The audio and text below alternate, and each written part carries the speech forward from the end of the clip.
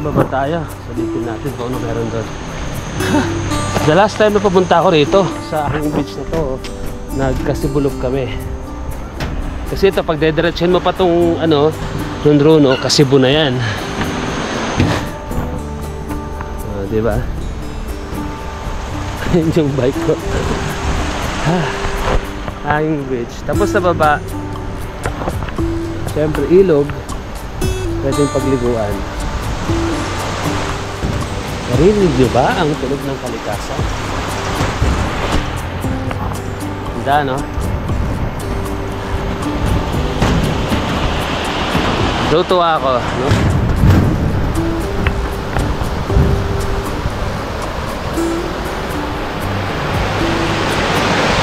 Nakaka-relax yung tunog ng daloy ng tubig. Parang gusto kong maligo tuloy, no?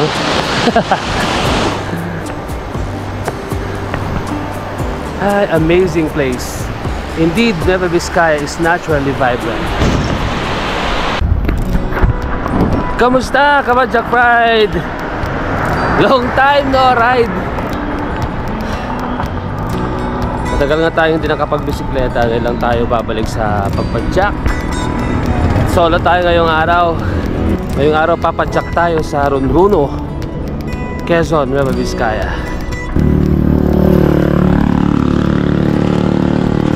5:15 ng umaga. Dito tayo sa Madjangat Bridge.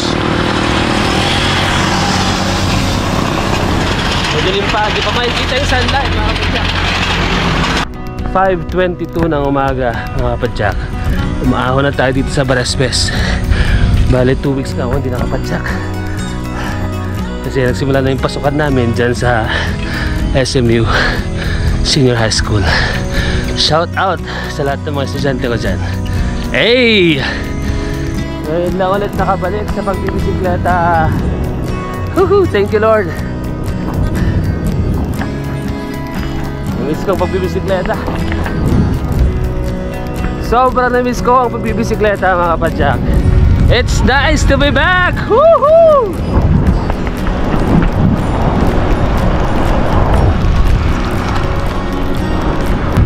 Medyo maliwanag na. 5:27 na ng umaga. Ganda ng background, oh.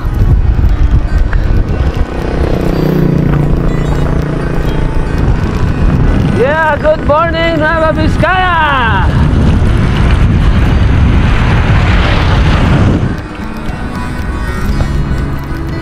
(5:45) Dito na tayo sa Sitio Inatub.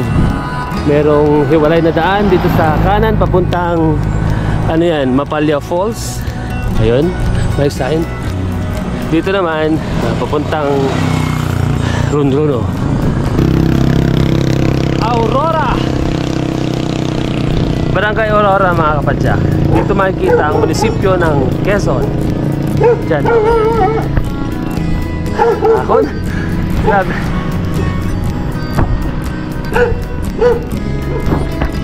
Medyo ninibago ako. 2 linggong hindi pumadyak. Kaya ito, hirap na hirap recover.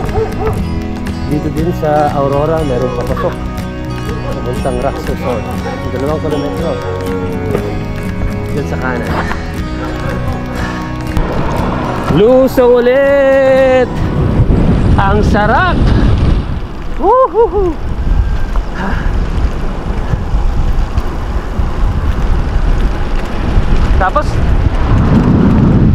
Tapos biglang ahon. Yeah! Ang galing. Diba? Lusog tapos ahon. May buelo, hindi na masyado mahirap. Pinili ko nga itong Ronrono na rota kasi may mga ahonan pero hindi masyadong matatarik. Siyempre nagre-recover pa lang tayo. Matagal tayong hindi pumadyak. Kailangan hindi mabigla ang ating katawan. Delikado. So bali ganito ngayong rota dito sa Quezon papuntang Ronrono, mga kapadyak. May mga ahon, May mga mahabang ahon, may mga maigsing ahon. Pero ang maganda, kumbaga rolling siya, hindi masyadong mataas. So kung nagbabalak kayong mag long ride at baguhan kayo, ito magandang rota to. Solano to Ronrono, Quezon. Pero ako pinupuntahan dito na may hanging bridge. Gawa tayo ng reels mamaya doon. May shortcut din papuntang Calyat. Itong dang ito dyan sa kaliwa. Pero didiretso lang tayo.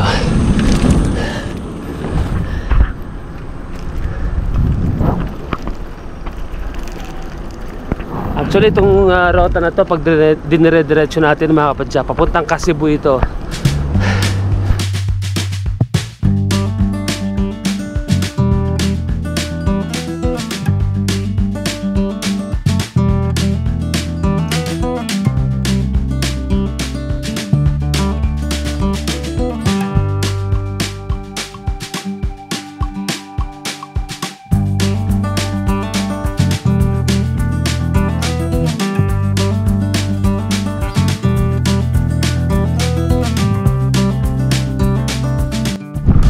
Daming umahabol na aso dito.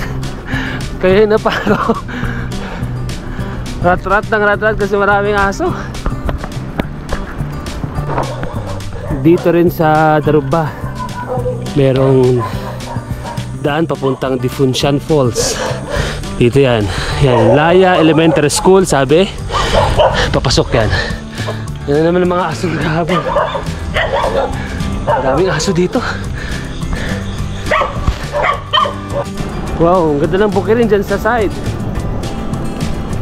May mga terraces pa.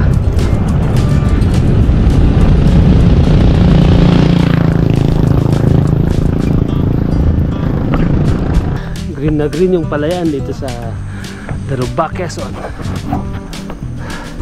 6 o'clock ng umaga.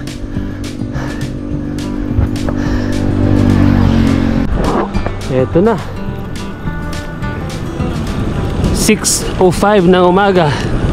Welcome to Ronrono. Dito na pala ako. Mabilis kong narating isang oras. Pero mahaba-haba pa tong Ronrono mga kapadyak. Dun pa sa sentro tayo. Woohoo! Ang ganda. Napakaganda ng umaga. Tahimik at payapa.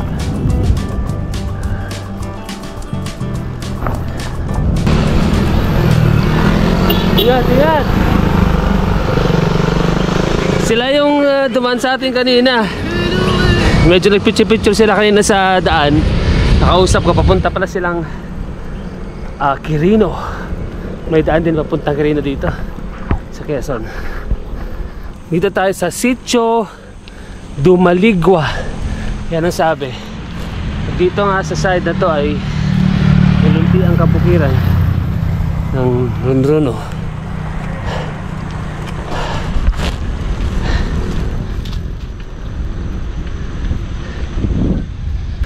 Medyo hinihingal tayo. May mahabang ahonan kanina. Grabe. Ibang iba talaga kapag napatigil sa pagbibisikleta. Hirap bumalik. Parang nanghihina yung tuhod ko ulit. Tsaka yung hita ko. Kaya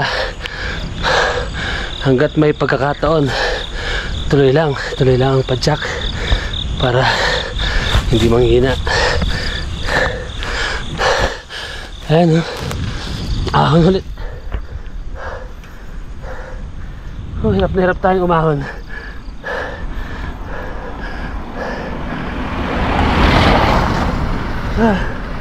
Napapayo na tayo.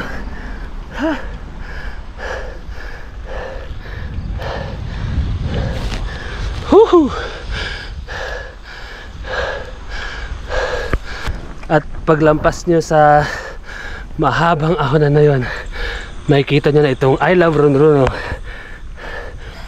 Ngayon ko lang ito makikita.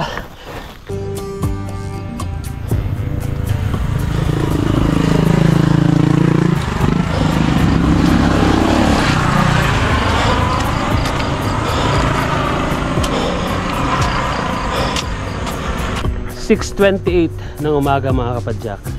At isang atraksyon dito sa Ronrono na gustong balik-balikan na ito. May hanging bridge dito sa Sitio Marangaw, Quezon, Nueva Vizcaya. Ayun. Tignan natin.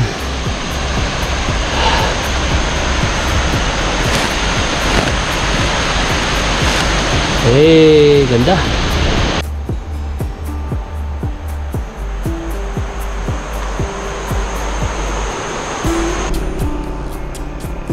Ayan na, lumabas na yung araw.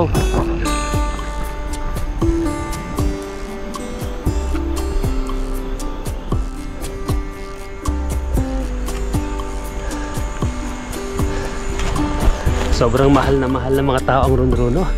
Dala-dalawa yung I love Ronrono. Siya nga pala mga kapadyak, dito rin sa Ronrono makikita ang sikat na Lintungan Falls. Isang talon, no? Nakilalang kilala dito sa Nueva Vizcaya. Tangdaan papunta dyan ay dito. Ayan, dire-diretso yan pataas. This way to Lintungan Falls. Pero diretso kasi tayo sa sentro ng Ronrono. Siguro sa ibang araw punta tayo dyan sa Lintungan Falls. Pasyalan din natin yan. Hindi ko pa kasi napunta ng Lintungan Falls. Hey! At syempre gusto ko na rin ipakita yung bagong munisipyo ng Ronrono. Wow, ang ganda. Nice. Picture tayo dyan mamaya.